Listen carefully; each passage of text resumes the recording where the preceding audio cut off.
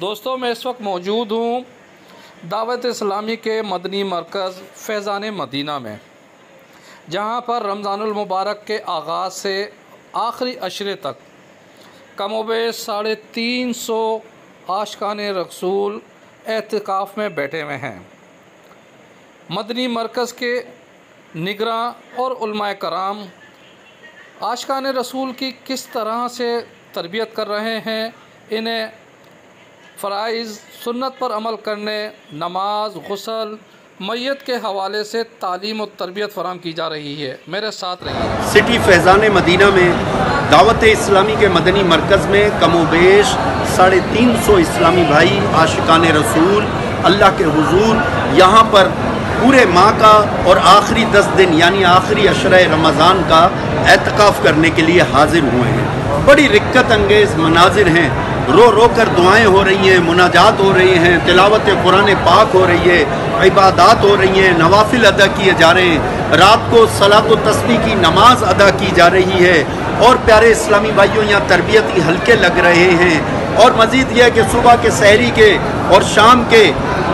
افطاری کے مناظر روح پرور مناظر ہیں، نہ صرف سکر فیضان مدینہ میں بلکہ دعوت اسلامی کے ماحول کے تحت سکر میں کم و بیش 25 مقامات پر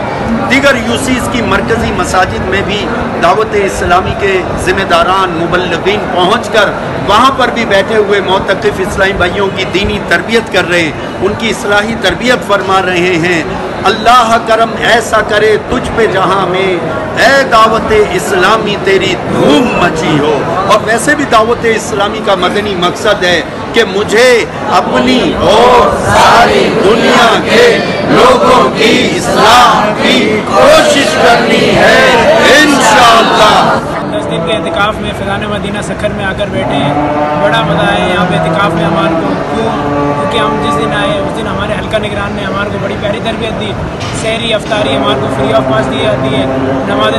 سحری کے بعد نماز تہجد کے لیے جماعت ہوتی ہے، پوری صلاۃ و تسبیح کی بھی جماعت ہوتی ہے، اور بڑی پیاری تربیت ہمارے کو دی جاتی ہے، جس میں ہم نماز کے فرائض، غسل کے فرائض، نماز کے واجبات، غسل کے واجبات اور غسل اور میت کا غسل وغیرہ سیکھتے ہیں جی۔ اور یہاں ہر سال کی طرح الحمدللہ اس سال بھی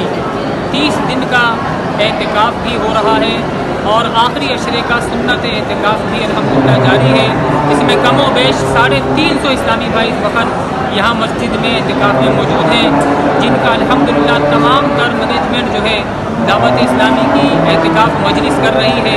اور الحمدللہ یہاں آئے ہوئے معتکفین اسلامی بھائیوں سے کسی قسم کا کوئی فیس یا کوئی خرچہ نہیں لیا جاتا، اور بالکل فری آف کاسٹ ان کو الحمدللہ سحری اور افطاری اچھے انداز سے دی جاتی ہے، تاکہ یہاں دل جمعی کے ساتھ اللہ کے گھر میں بیٹھ کر اس کی عبادت میں مصروف رہیں،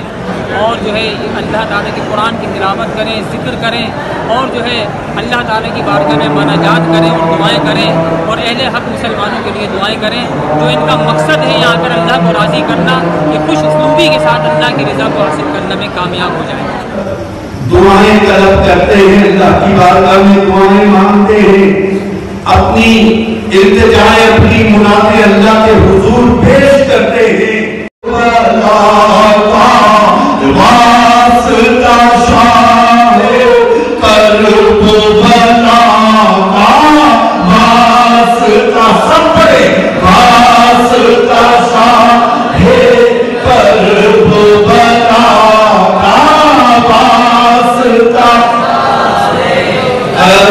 Oh